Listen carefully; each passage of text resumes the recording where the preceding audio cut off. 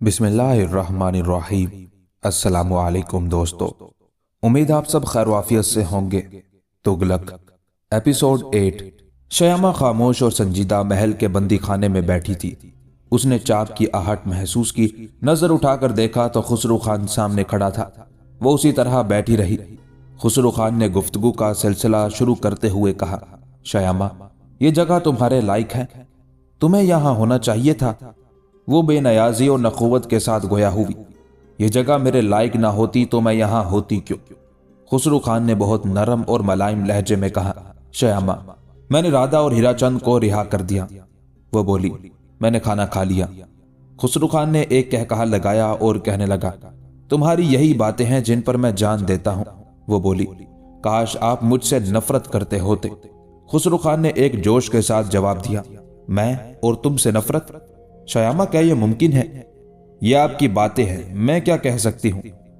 शयामा, मैं तुमसे मोहब्बत करता हूँ, बेपनाह मोहब्बत, ऐसी मोहब्बत जो आज तक इस दुनिया में किसी मर्द ने किसी औरत से ना की होगी। मुझे शुबा है आप मोहब्बत के मानी भी ना जानते होंगे। ये ना कहो शयामा। शयामा, मेरी मोहब्बत की तौहीन ना करो। मैं तुमसे मोहब्बत करता हूँ। मैं दिलो जान से तुम पर फरेफ्ता हूँ। मैं हजार जान से तुम पर आशिक हूँ। तुम मेरी मोहब्बत का, मेरे इश्क का इम्तिहान ले सकती हो। मुझे इम्तिहान लेने की जरूरत नहीं। मैं तुम्हारे बगैर जिंदा नहीं रह सकता। मुझे आपकी जिंदगी से कोई दिलचस्पी नहीं। मेरी जान चाहने वाला बड़ी मुश्किल से मिलता है, मुझे ना ठुकराओ। लेकिन मुझे किसी चाहने वाले की जरूरत नहीं। ये क्यों कर मुमकिन है? खुदा ने मर्द और औरत को पैदा इसलिए किया है कि वो एक दूसरे से मोहब्बत करें, एक दूसरे की तस्कीन का सबब बने। लेकिन ये मोहब्बत रजाकाराना और रजामंदाना तौर पर होनी चाहिए। बेशक यही मैं चाहता हूं, लेकिन यह नामुमकिन है। क्या बताओगी क्यों? इसलिए कि मैं ना आपसे मोहब्बत करती हूं, ना करूंगी, ना कर सकती हूं। इसलिए कि तुम हसामुद्दीन से मोहब्बत करती हो। हसामुद्दीन से मोहब्बत ना करती होती तो भी आपसे ना करती। किस खता पर? मेरे और आपके मिजाज में इख्तलाफ है, मेरे और आपके मयार हयात में इख्तलाफ है। मेरी और आपकी किसी तरह नहीं निभ सकती, जिस तरह आग और पानी की नहीं निभ सकती। तुम जानती हो मैं कौन हूं? खुसरो खान, कुछ और भी हूं।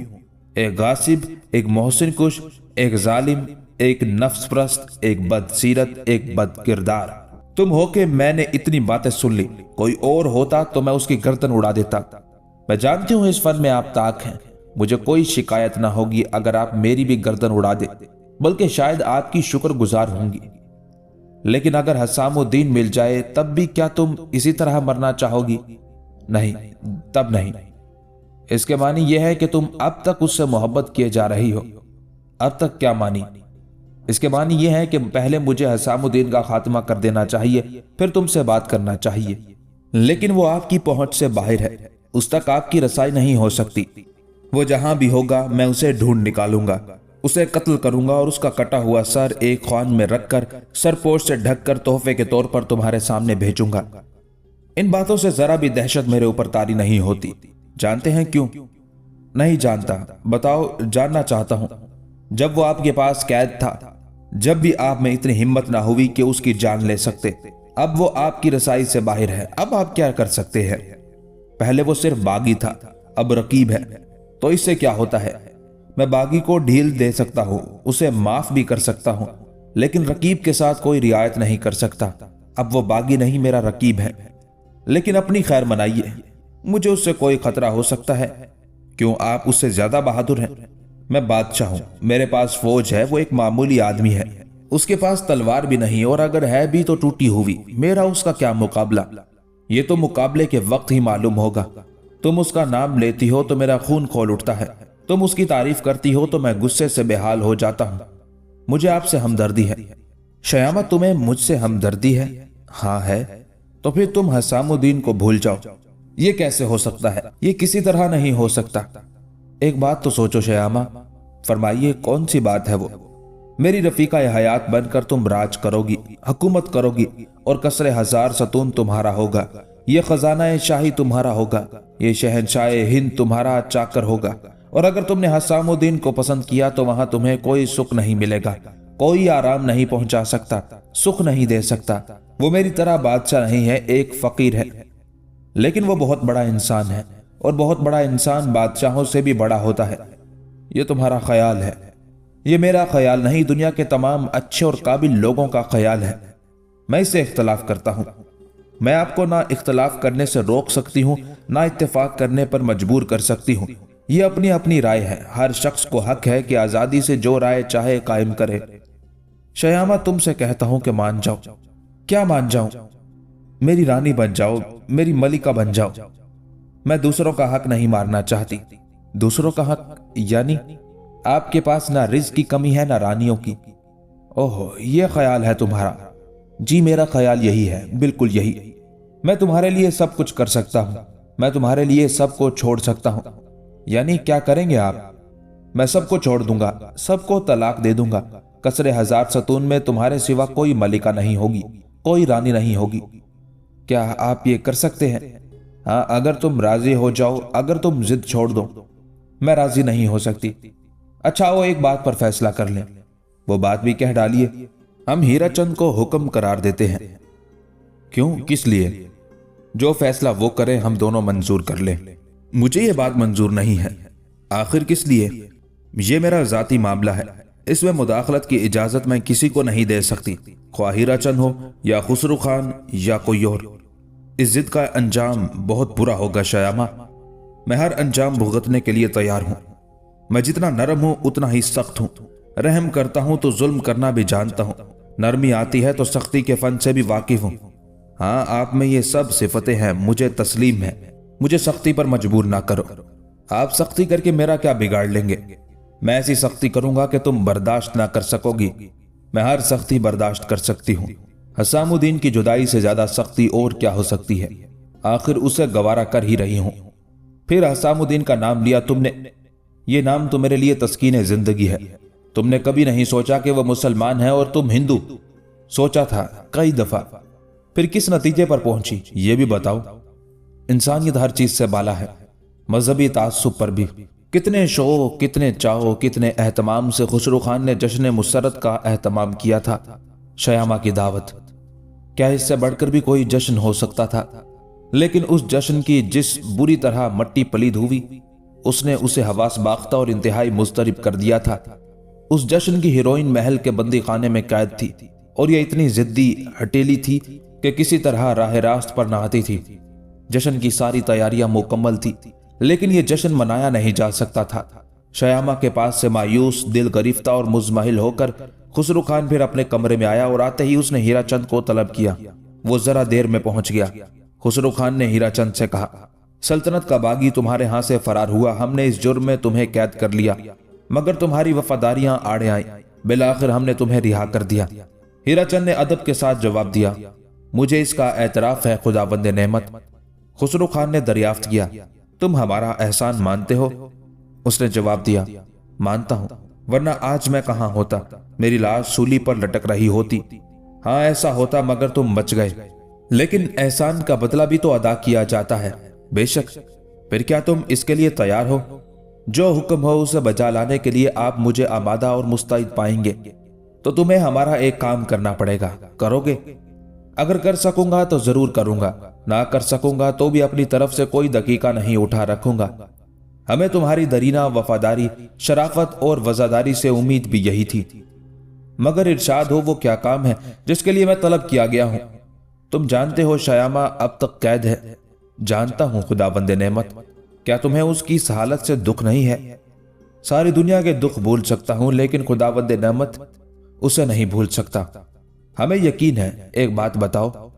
इरशाद, क्या तुम नहीं चाहते कि वो रिहा हो? दिल से चाहता हूं। क्या तुम नहीं चाहते कि वो सुख, आराम, इज्जत और वकार की जिंदगी बसर करे? जिंदगी का मकसद और क्या है?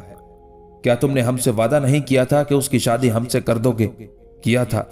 फिर उस वादे के इफा पर तैयार हो। तैयार हो जहांपना। यह सुनकर खुशी से खुसरू खान का चेहरा दमक उठा। उसने कहा, सच कहते हो? वाकई?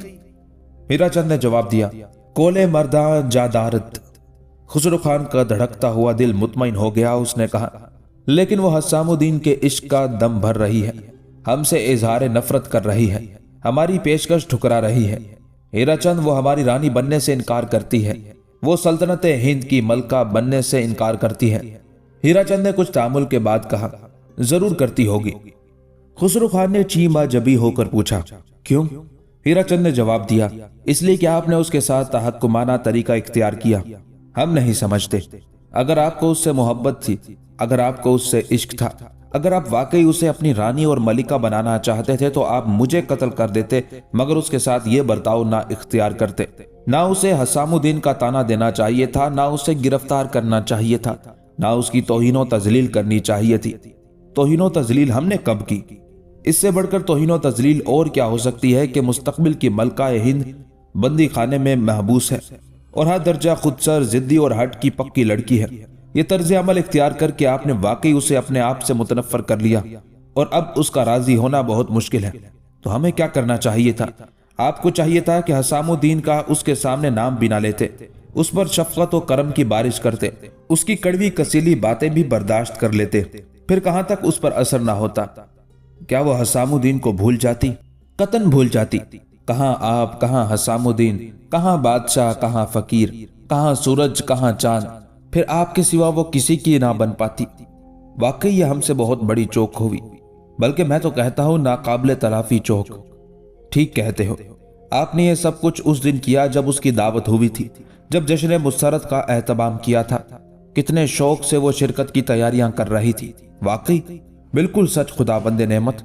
لیکن وہ تو خود ہی دوڑتی ہوئی آ گئی اور حسام الدین کے فرار کی ساری ذمہ داری اپنے سر سے لی۔ اس اقرار و اعتراف کے بعد ہم کیا کرتے؟ معاف کر دیتے۔ اتنا بڑا جرم! حسام الدین کی کیا حیثیت ہے؟ نہ اس سے زیادہ کوئی خطرہ تھا، نہ یہاں سے جانے کے بعد خطرے کا باعث ہو سکتا ہے۔ اس کے فرار کو اتنی اہمیت ہی نہیں دینی چاہیے تھی۔ اور ہاں کہو۔ اور آپ نے یہ بھی نہ سوچا کہ وہ دوڑتی ہوئی کیوں آئی اور کیوں بے جھجک کتنے بڑے جرم کا اقرار کر لیا؟ کیا سبب تھا اس کا؟ ناز۔ وہ جانتی تھی آپ اس سے محبت کرتے ہیں، کچھ نہیں کہیں گے، یہ اس کی سازش نہ تھی۔ پھر کیا تھا؟ یہ اس کی شرارت تھی، جیسے بچے پنجرا کھول کر پنچھی اڑا دیتے ہیں۔ کیا واقعی وہ دیکھنا چاہتی تھی اتنے بڑے جرم کے بعد بھی آپ کی محبت قائم رہتی ہے یا نہیں؟ یہ بات تھی، خداوند نعمت۔ اس نے آپ کا امتحان لیا تھا، اور اگر خداوند نعمت مانے تو عرض کروں کہ آپ امتحان میں فیل ہو گئے۔ ہمیں ندامت کے ساتھ اس کا اقرار ہے۔ یہ بھی آپ کی بے پناہ اور لازوال محبت کا ثبوت ہے۔ تو پھر اب ہمیں کیا کرنا چاہیے؟ اسے رہا کر دیجئے۔ کیا پھر وہ راضی ہو جائے گی؟ ہو جائے گی، اس کا میں ذمہ لیتا ہوں۔ سوچ لو اچھی طرح۔ بہت بڑی جرت کی ہے تم نے۔ جی ہاں، اور سوچ سمجھ کر کی ہے۔ تم اسے راضی کر لو گے؟ قطعاً، لیکن ہتھیلی پر سرسوں نہیں جم سکتی۔ اس کا کیا مطلب؟ اب اسے راضی کرنے میں دیر لگے گی۔ اسے رہا کیجئے، میں اور رادھا رفتہ رفتہ اسے راہ راست پر لا سکیں گے۔ ممکن ہے اس میں 1 مہینہ لگ جائے، ممکن ہے زائد، لیکن کامیابی یقینی ہے۔ ہمیں تمہاری تجویز منظور ہے۔ شیامہ کو اپنے ساتھ اعزاز و اکرام کے ساتھ لے جاؤ۔ ہیرا چند کی حسام الدین سے جب بات ہوئی تھی، اس سے وہ متاثر ہوا تھا۔ اس میں صداقت کی جھلک نظر آتی تھی۔ ہر مرتبہ کی گفتگو میں کچھ دیر کے لیے خسرو خان سے اس کی وفاداری ضرور متزلزل ہو گئی، لیکن اقتدار و اختیار کی ہوس انسان کے ضمیر کو مردہ کر دیتی ہے۔ اس کے دل میں کھٹک پیدا ہوتی ہے، لیکن وہ اسے خاطر میں نہیں لاتا۔ اس کی آنکھیں سب کچھ دیکھتی اور دماغ سب کچھ سوچتا ہے، لیکن وہ اپنی آنکھوں کو بند کر لیتا ہے، اپنے دماغ کو معطل کر لیتا ہے۔ یہی کیفیت ہیرا چند کی تھی۔ لیکن جب حسام الدین فرار ہوا تو گو وہ خسرو خان کے جوش انتقام کے تصور سے لرز گیا۔ اسے اپنی آنکھوں کے سامنے موت رقصہ نظر آنے لگی۔ لیکن جہاں تک حسام الدین کے فرار کا تعلق تھا، وہ خوشی تھا۔ اسے قطعاً کوئی صدمہ نہیں تھا۔ وہ ذرا دیر کے لیے اس کے دل میں یہ خیال بھی آیا تھا کہ یہ حرکت کہیں شیامہ کی نہ ہو، لیکن پھر اس خیال کو دل سے نکال دیا۔ لیکن حسام الدین کے فرار کی خبر سن کر جب خسرو خان خود آدم کا اور اس نے اس کی بیوی کو اور شیامہ کو گرفتار کر کے سختیوں اور اذیتوں کا ہولناک سلسلہ شروع کر دیا تو اس کی آنکھیں کھلی۔ جب تک وہ عذاب و انتقام کے شکنجے میں نہیں آیا تھا، ضمیر کی آواز دباتا جا رہا تھا۔ جب آ گیا تو ضمیر کی آواز اٹھانے پر اپنے تئیں مجبور پانے لگا۔ اب خسرو خان اپنی پوری زشتکاری، بدعمالی اور کمینگی کے ساتھ اس کے سامنے تھا۔ اب وہ اسے شدید نفرت کرنے لگا تھا۔ اب وہ اس پر تیار تھا کہ اپنی وزارت عظمیٰ قربان کر کے بھی اگر خسرو خان کو ذکر دے سکتا ہے کوئی پرواہ نہیں، لیکن وہ گرفتار بلا تھا، قید خانے میں اسیر تھا۔ یہاں وہ صرف سوچ سکتا تھا، کر کچھ نہیں سکتا تھا۔ یہ عمل کی دنیا نہ تھی، صرف فکر و خیال کا گوشہ تھا۔ خسرو خان کے اشارے پر اسے طرح طرح کی اذیتیں دی گئی اور چاروں ناچار برداشت کرنا پڑی، لیکن جب شیامہ کی وجہ سے مجبوراً خسرو خان نے ہیرا چند اور رادھا کی رہائی کا فرمان صادر کیا تو اسے عمل کا موقع بھی مل گیا۔ وہ جان گیا تھا اس کی رہائی کیوں عمل میں آئی تھی۔ اس نے محسوس کر لیا تھا کہ قصر شاہی میں اسے کیوں طلب کیا گیا ہے۔ یہ سب کچھ جاننے اور محسوس کرنے کے بعد اس نے قصر ہزار ستون کا رخ کیا تھا، اور وہاں پہنچ کر اسے معلوم ہو گیا کہ اس نے غلط نہیں سوچا تھا۔ اس نے کامیاب اداکار کی طرح اس کی ہاں میں ہاں ملائی اور اس سے وعدہ کر لیا۔ جب شیامہ رہا ہو کر ہیرا چند کے دیوان وزارت میں پہنچی تو سہمی سہمی سی تھی، خائف بھی اور پریشان بھی۔ اس کا خیال تھا اس کی وجہ سے ہیرا چند کو جیل کی ہوا کھانی پڑی، اس کی وجہ سے رادھا کو قید و بند کی صعوبتیں برداشت کرنا پڑی، اس کی وجہ سے ہیرا چند ذلیل ہوا، ضرور وہ اس سے خفا ہوگا، اس کی صورت دیکھنا بھی گوارا نہ کرے گا۔ وہ یہ بھی سوچ رہی تھی کہ میں نے علل اعلان ہیرا چند، رادھا اور خسرو خان کے سامنے حسام الدین سے محبت کا اعلان کیا ہے۔ خسرو خان کی پرواہ نہیں، لیکن ہیرا چند، رادھا، کیا یہ دونوں اس جرم کو معاف کر دیں گے؟ کیا یہ دونوں مجھ سے نفرت نہ کرنے لگے ہوں گے؟ کیا یہ میری صورت دیکھنے کے روادار ہوں گے؟ کیا ان کے گھر میں اب بھی میری گنجائش ہوگی؟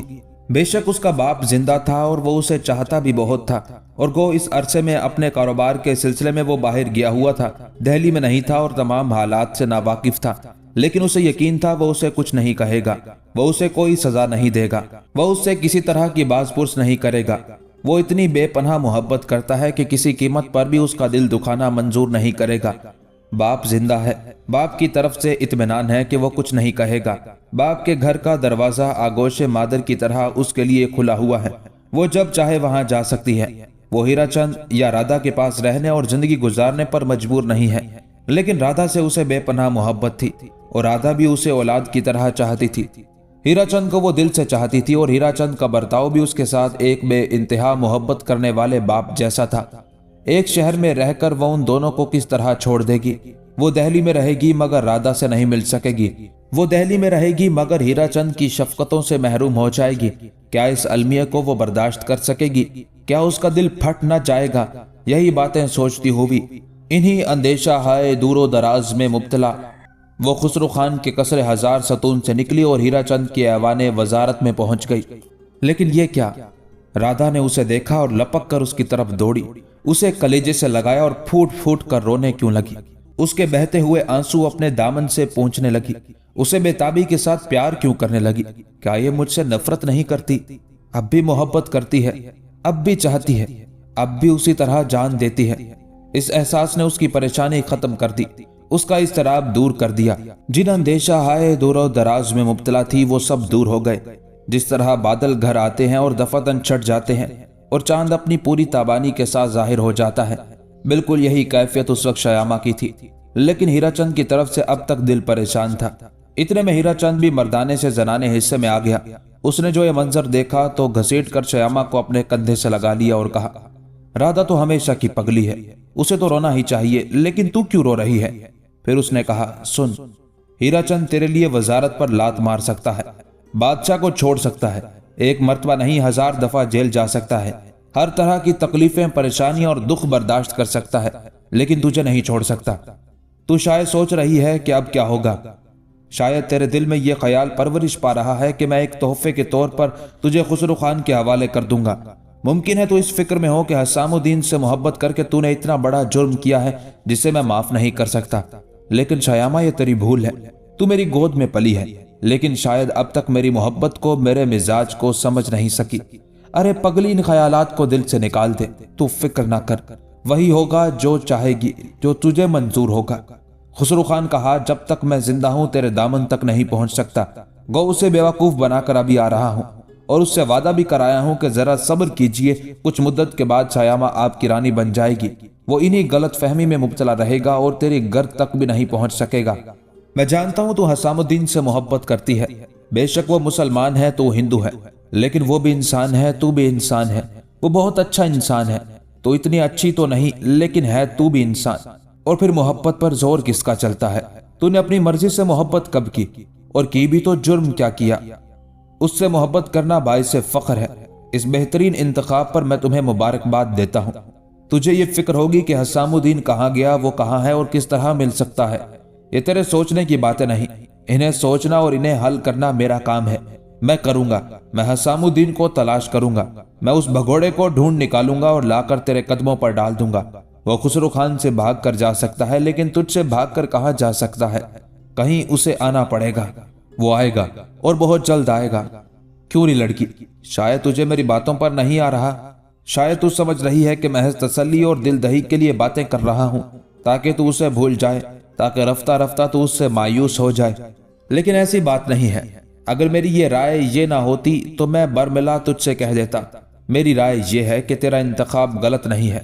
ना सिर्फ गलत नहीं है बल्कि बेहतरीन है। फिर तुझे धोखा क्यों दूंगा? तुझसे झूठ क्यों बोलूंगा? सुन ले, राज की बात है लेकिन तुझसे छुपा नहीं सकता। मेरे मुखबिर, मेरे आदमी चारों तरफ उसे तलाश कर रहे हैं। वो बहुत जल्द उसकी खबर लाएंगे। मैं बहुत जल्द तुझ तक उसकी सलामती की खुशखबरी पहुंचाऊंगा। राधा बीच में बोल पड़ी, लेकिन उसे पकड़वा क्यों नहीं दिलाते?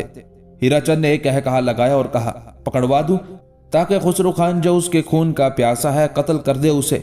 राधा ने बेबसी के साथ पूछा, फिर क्या होगा? फिर हीराचंद ने जवाब दिया, वो तुगलक के लश्कर में पहुंच चुका होगा और तुगलक बहुत जल्द दिल्ली पर धावा बोलने वाला है। वो फातेह और किश्वर कुचा की हैसियत से उसके साथ आएगा। फिर तुम्हें उसकी शानदार दावत करना पड़ेगी, बड़ी शानदार करेगी। वो आमादगी और मुस्तैदी के साथ बोली, हाँ करूंगी, जरूर करूंगी। हीराचंद ने शायामा को छेड़ते हुए सवाल किया, और उस दावत का इंतजाम तू नहीं करेगी? वो कुछ शर्माई, कुछ लिजाती हुई राधा से बोली, देख लो इनकी बातें।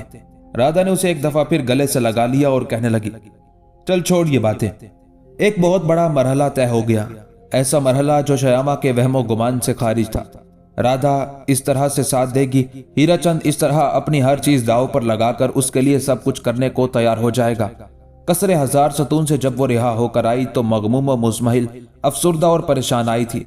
लेकिन अब राधा और हीराचंद के तर्ज अमल ने उसे मुतमईन कर दिया था। उसकी परेशानी रफा हो गई थी। लेकिन हसामुद्दीन, दिन की हंगामा आराइयों में और रात की खलवतों में बस एक तस्वीर थी जो उसकी निगाहों के सामने फिरती रहती थी, और वो तस्वीर थी हसामुद्दीन की। वो बहादुर, निडर, जयाला और सहर तराज इंसान, जिसकी बातों में जादू था, जिसकी आंखों में जादू था, जिसे देखकर वो खुद ब खुद दास की तरह खिंचने लगती थी, जो आज निगाहों से दूर है, बहुत दूर है। लेकिन अब भी उसकी कशिश का यह आलम है कि बेसाख्ता दिल उसकी तरफ खिंचा जा रहा है। उसकी याद हर वक्त दिलो दिमाग पर तारी रहती है। वो कहाँ है या किस हालत में है, कुछ नहीं मालूम। और जब तक ये ना मालूम हो, दिले बेकरार को करार नहीं आ सकता। और क्या वो भी मुझे याद करता होगा? क्या उसके गोशाए दिल में भी मेरी कोई जगह है? क्या वो मुझे अपना बना सकेगा?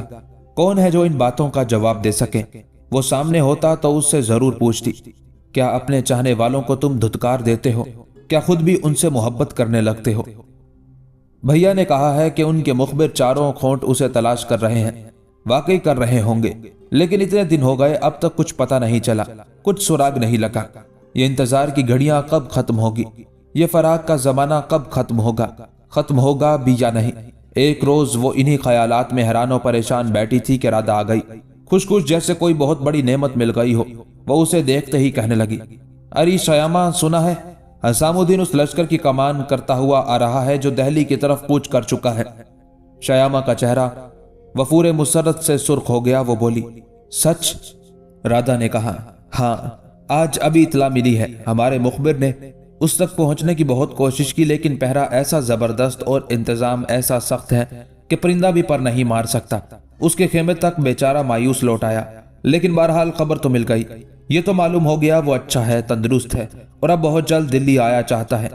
फिर उस दिन देख लेना, उसे पकड़ बुलाऊंगी और डाल दूंगी तेरे कदमों पर। शायामा मुस्कुराने लगी।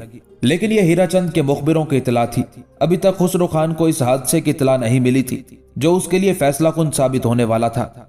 और ठीक उसी रोज जब शायामा को कसरे हजार सतून से रिहा होकर आने के बाद हीराचंद ने अपने मुखबिरों की दास्तान सुनाई, एक और वाकया पेश आया। भीकमपुर दिल्ली से 40-50 मील के फासले पर एक छोटा सा राजवाड़ा था। दूसरी छोटी और बड़ी रियासतों की तरह यह भी सल्तनत दिल्ली का बाजगुजार था। قطب الدین خلجی کے دور عشرت میں خسرو خان کو غیر معمولی اختیارات حاصل ہو گئے تھے۔ سب ہی اس سے دبتے اور اس کا خیال کرتے تھے، اس کے سامنے دبنے اور اس کے سامنے سر جھکانے پر مجبور تھے۔ پھر جب وہ قطب الدین کو قتل کر کے سریر آرائے مملکت ہو گیا تو پھر کون تھا جو اسے آنکھ ملا سکتا؟ لیکن بھیکم پور کے راجہ بھیم چند سے خسرو خان کے تعلقات درینا تھے۔ دونوں کو مسلمانوں سے اور ان کی حکومت سے شدید نفرت تھی۔ خسرو خان کی طرح بھیم چند بھی پرلے درجے کا عیاش، بد اعمال، بد فطرت اور بد کردار تھا۔ جن لوگوں نے قطب الدین کے قتل پر خسرو خان کو اکسایا تھا، اسے بادشاہ بن جانے اور پھر حکومت مستحکم کر چکنے کے بعد اسے ہندو حکومت میں تبدیل کرنے کا مشورہ دیا تھا، ان میں وہ بھی تھا۔ بھیم چند کو بھی خسرو خان کی طرح مسلمانوں سے انتہائی نفرت تھی۔ وہ مسلم حکومت کو جلد از جلد اور ہر قیمت پر ختم کر دینے کا خواب دیکھا کرتا تھا۔ اس کا خیال تھا اس دیش پر صرف ہندوؤں ہی کو حکومت کرنی چاہیے۔ مسلمان اگرچہ اس دیش میں آ کر بس گئے ہیں اور یہاں کے مستقل باشندے بن گئے ہیں، یہیں پیدا ہوتے اور یہیں مرتے ہیں، لیکن بہرحال غیر ملکی ہیں۔ موقع ملتے ہی ان کی حکومت بھی ختم کرنی چاہیے اور اس دیش سے بھی انہیں نکال باہر کر دینا چاہیے۔ جہاں سے ان کے آباء و اجداد آئے ہیں وہیں انہیں بھیج دینا چاہیے۔ قطب الدین کے قتل سے پہلے اکثر خسرو خان بھیم چند کے ہاں چلا جاتا، قتل کی اور حکومت کا تختہ الٹنے کی اسکیمیں وہیں تیار ہوتی، مشورے ہوتے اور نئے نئے راستے اور تجاویز کو بروئے کار لانے کے منصوبے سوچے جاتے۔ دونوں میں بے تکلفی بھی رفتہ رفتہ بہت زیادہ ہو گئی۔ دونوں عیاش تھے، لیکن پھر بے تکلفی اس درجہ بڑھی کہ مشترک طور پر عیاشی کے پروگرام بننے لگے اور ان پر عمل ہونے لگا۔ بھیکم پور میں بھیم چند کا مسکن ایک قلعہ تھا۔ یہ ایک بلند و بالا ٹیلے پر واقع تھا۔ راستہ اتنا دشوار گزار تھا کہ وہاں تک پہنچنا ہر کسی کے بس کا روگ نہ تھا، اس لیے اس قلعے کو وہاں کے باشندے ناقابل تسخیر سمجھتے تھے، اور بڑی حد تک یہ بات تھی بھی درست۔ کئی دشمن راجواڑوں نے حملہ کیا اور ہمیشہ منہ کی کھا کر پسپا ہوئے۔ اچھی خاصی فوجیں لے کر آئے، لیکن بہت کم سپاہیوں کو اپنے ساتھ واپس سلامت لے جا سکے۔ یہی وجہ تھی کہ بھیم چند کو اپنی قوت پر غرور بھی تھا اور دہلی کا باج گزار ضرور تھا، لیکن موقع بہ موقع اکڑ بھی جاتا تھا۔ ایسا ہی واقعہ ایک مرتبہ قطب الدین کے زمانے میں پیش آیا، لیکن خسرو خان کی مداخلت سے بات خوش اسلوبی سے ختم ہو گئی۔ آج بھیم چند اپنے دوست کو جو بادشاہ بن گیا تھا مبارکباد دینے آیا تھا۔